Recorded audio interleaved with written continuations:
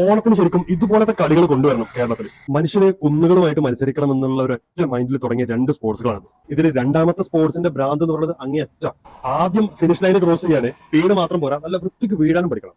വീണാൽ പെട്ടെന്ന് എഴുന്നേക്കാനും പറ്റണം. അവരാണ് ഇതിനകത്തുള്ള വിന്നേഴ്സ്. ചീസ് റോളിംഗ് മത്സരം കഴിയുമ്പോഴേക്ക് ആളുകളുടെ ഷോൾഡർ ഡിസ്ലൊക്കേറ്റ് ആകും, ഫ്രാക്ചർ വരും, ചതവ്, ഉളുക്ക്, ഇതൊക്കെ സംഭവിച്ചിട്ടുണ്ട്. ഇത് അത്രക്കും ഡേഞ്ചറസ് ആണെന്ന് നന്നായിട്ട് അറിയാം. എന്നാലും വർഷം ഇതിന്റെ പാർട്ടിസിപ്പൻസിന് എണ്ണം കൂടി വരികയാണ്. ഇതിൽ പങ്കെടുക്കുന്നവർക്ക് വീഴ്ച പ്രാക്ടീസ് ചെയ്യാൻ വേണ്ടിയിട്ട് സ്പെഷ്യൽ കോച്ചിങ് ക്യാമ്പ് വരെ നടത്തിക്കൊണ്ടിരിക്കുന്നുണ്ട്. മൗണ്ടൻ ഓഫ് ഹെല്ലാണെങ്കിൽ 100-300 സൈക്കിളുകൾ ഒരേ സമയമാണ് ഈ ഒരു മഞ്ഞുമല താഴത്തേക്ക് ഇറങ്ങുന്നത്. ഇതിന്റെ തുടക്കത്തിൽ മാത്രമേ മഞ്ഞുള്ളൂ, പിന്നെ ഓഫ് റോഡും പാറക്കല്ലും ചെളി മാത്രമാണ് വന്നുകൊണ്ടിരിക്കുന്നത്. നമ്മൾ എത്ര സേഫ് ആയിട്ട് ഓടിച്ചാലും മുന്നിൽ ഏതെങ്കിലും ഒരുത്തൻ വീണാൽ മതി, ബാക്കിയുള്ളവരെല്ലാവരും വീഴും, എല്ലാവർക്കും പരിക്കും പറ്റും. ഇതിൽ നിന്ന് രക്ഷപ്പെടാൻ വേണ്ടിയിട്ട് ബ്രേക്ക് ചെയ്താലും വെട്ടിച്ചു മാറ്റിയാലും വീഴ്ച എന്തായാലും ഉറപ്പാണ്. ഈ കാരണം കൊണ്ട് ഗവൺമെന്റ് ഈ രണ്ട് സ്പോർട്സും ഇനി മേലാൽ നടത്തരുത് എന്ന് ഓർഗനൈസേഴ്സിന് വാണിംഗ് കൊടുത്തു. ചീസ് റോളിംഗ് ഞങ്ങളുടെ ആചാരമല്ല, അത് ഞങ്ങളുടെ ഇഷ്ടത്തിനനുസരിച്ച് നടത്തിക്കോളാം എന്നുള്ളത് അവരങ്ങോട്ട് തിരിച്ചറിയിച്ചു.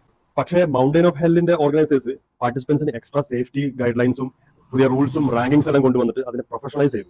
റിസ്ക്കും ഡേഞ്ചറസ് ആയിട്ടുള്ള ഒരു സ്പോർട്സ് ആക്ടിവിറ്റി ഞങ്ങൾ ചെയ്തു സാധിച്ചു എന്നുള്ള ഒരു അഗ്രസീവ് മൈൻഡുള്ള സ്പോർട്സിന്റെ ആൾക്കാർ മാത്രമാണ് ഈ രണ്ട് ദിനത്തേക്കും ഇറങ്ങി പുറപ്പെടുന്നത്. ഇതേ ഒരു മൈൻഡാണ് ഈ ഒരു മത്സരം കാണുന്ന ഓഡിയൻസിനുള്ളത്. അതുകൊണ്ട് തന്നെ ഈ കുന്നുകളൊന്നും ഒരു മാറ്റം വരുത്താതെ അതുപോലെ തന്നെ റഫ് ആയിട്ടാണ് എപ്പോഴും കൊണ്ടു നടക്കുന്നത്. കാരണം അപ്പോഴേ വീഴ്ചകൾ ഒന്നുകൂടി ഉഷാറായിട്ട് കാണാൻ പറ്റുള്ളൂ ഓരോ വർഷം കഴിയുമ്പോൾ. ഇതുപോലത്തെ ഇൻട്രസ്റ്റിംഗ് ആയിട്ടുള്ള സ്പോർട്സ് ഹിസ്റ്ററി ആൻഡ് സ്റ്റോറീസ് കേൾക്കാൻ ഫോളോ മീ.